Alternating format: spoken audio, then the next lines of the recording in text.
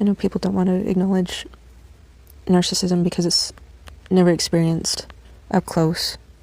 Most people don't experience it. And from the outside, I do see that it could seem dramatic from the victims that are brave enough to come forward.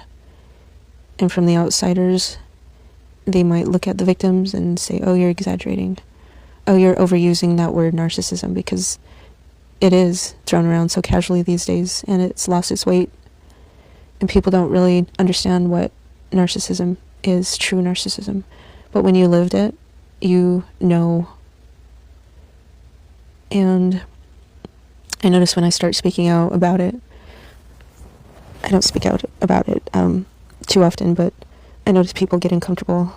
Even my own mother, she doesn't understand it. I felt the shy away or the change of subject, and so I don't want to blame them for how they react to my truth, but I can understand how they don't want to believe how someone can be that evil to manipulate you, to triangulate you and control you and distort your reality of life the way my ex did to me. And that's what narcissists do. It's a lot easier to dismiss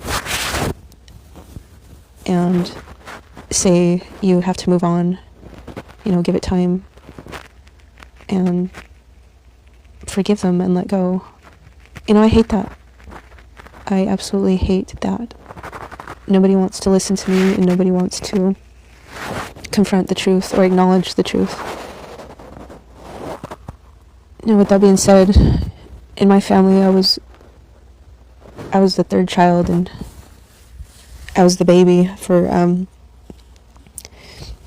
my older brother is 12 years older than me, and my sister is 9 years older than me, so I was the baby for 2 years before my younger brother was born, and my little sister was born 3 years later, so we're 5 years apart, me and my youngest sister. But being the third one, I don't know why it is that I'm the most empathetic one, and I try to bring the family together. And my mom has always been, really close to me. Even my dad. And my oldest sister commented the other day how, I'm the only one that's really close to either of my parents, like really, really close. And it comes naturally to me. And I don't know if it's part of my empathetic nature, but I can relate closely to emotions, and I'm an excellent listener, and I love talking about hard things to talk about, which I've said numerous times. But when I was younger, my mom would call me the Truthteller. And I know my older sister, she called me the Tattletale. But I was the one who always pointed things out, even when others saw it and chose to ignore it or enable it, even when it made people uncomfortable or angry. I pointed it out. Maybe it was obvious, but that was just in my nature, to call things out for what they were. And really acknowledging the powerful role narcissistic enablers play in the game. It's frightening. Well, for me it is, and they do everything they can to protect the image of your abuser, and they protect the illusion. My ex's sister will fight me to the death, protecting her illusion. I experienced the triangulation with her and my ex's mom, and I've talked about it before, that the narc triangulated us even before we were married, and I was walking on eggshells around both of them. And it always seemed like there was competition where there shouldn't have been any. I was mocked for driving a Lexus at 18 years old.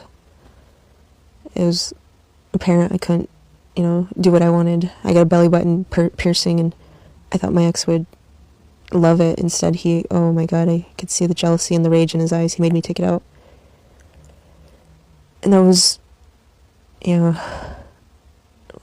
red flags, small little red flags before we got married, just random instances that are popping up in my mind right now while I'm talking about this. I haven't thought about these things in years, but his pattern, the family dynamics within his family, the control, the way the moods were just all over the place. And the narratives were always influenced behind the scenes, and I couldn't unsee it. I'm just the type of person that sees everything. I acknowledge everything. I feel energy. And I look at the entirety of, that period in time. I became the problem. I became the weird one. But here, I know that telling the truth is not betrayal. There's a couple of things in my life that's going on, and I know I can't talk about it. There's things that you just cannot talk about. My whole being wants to protect the children in my life, whether that be my nieces and nephew and my own children. And refusing to stay silent is not betrayal. Again, I can't talk about these moments right now, but I was placed into situations I did not choose. Situations where someone confided in me, where I had to speak up, where I had to do the right thing, and I had to do it alone, and I chose the truth, not because I wanted to. I wanted to so desperately abide by her wishes and not say anything, but she was a minor, and I had to speak up because it was right, it was necessary, and under legal obligation I had to speak up. So not to go into depth in any of that situation, I grew up being told, I was too much for telling the truth. I was a little tattletale, and I did start to question myself. But as I got older into adulthood, I don't question it anymore. I am who I am. When I feel something is off, when I see right through a person, when nobody else wants to acknowledge who they really are, but I see them with their mask off, and I know that that person is operating from ego, control, and self-preservation. I call them out. If they cross me, I will call them out. And if everybody else wants to keep their rose-colored glasses on, that doesn't make the reality disappear. I will fucking run them over and call them out.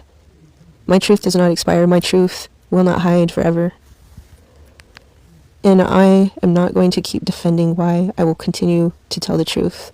In the end, and this is what I kept telling my ex, after all the lies, after all the exploitation of all, the rewriting of narrative and telling me that I was a problem the entire time. One of the last words I've ever told him was this: in the end, truth will always reveal itself. And I know when it finally does, for everybody, that's including my brother-in-law, the piece of shit.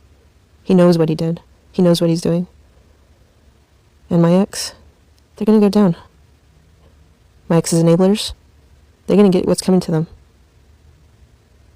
When that truth comes out and it reveals itself, I will know that I stood on the right side of it. Have you ever felt that way? Whether it is your parents, a spouse, or partner, a sibling, a boss, a friend, that you see it, you really see it, and have gotten past the self-gaslighting, and you don't question it. Like you're very clear on the unhealthy patterns, and it's real. And yet, nobody else seems to get it, almost unanimously. The people around you either don't see a problem with this person or with these people, or may even think that these narcissistic people in your life, they're just great, or they make excuses when their bad behavior shows up. In the old story, which many of you heard as children, of the emperor's new clothes, the vain emperor, who apparently loved to do fashion parades for the people in his land, then gets scammed by a sort of old-fashioned grifter stylist who takes his money and tells him, "Darling, you look fabulous," while the emperor stands there naked. The emperor then walks down the street buck naked, and everyone oohs and ahs over him. "Oh, emperor, what a grand outfit. What grand robes." And the only one who calls him out is a little boy, truth-teller, truth-seer, who says, "Whoa, the emperor is naked." Listen, it is lonely to be the one who sees it when others don't. Now, why would this happen? There's a few reasons. Number one, because you're dealing with a communal narcissistic person or people. People with these communal narcissistic vibes, they do lots of stuff for other people. And as long as everyone is praising them, and the narcissistic people get to do the things for the other people on the schedule that works for the narcissist and get to do the things they want to do, well then, they can really, really seem generous. And everyone just goes along. And you may even seem like a jerk for being suspicious or being turned off by the communal narcissist. Okay, so that's one version of why people don't see it and you do. Number two, it could be that you're dealing with a grandiose narcissism, that the other people don't see sort of the dark side of that as much. A grandiose narcissistic person in smaller doses can actually be kind of fun and charming.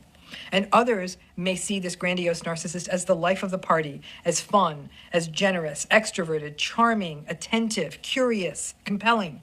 The more time that you spend with a grandiose narcissist, the more you see their vulnerable side, the manipulations, the entitlement, the low empathy, the anger, the selfishness.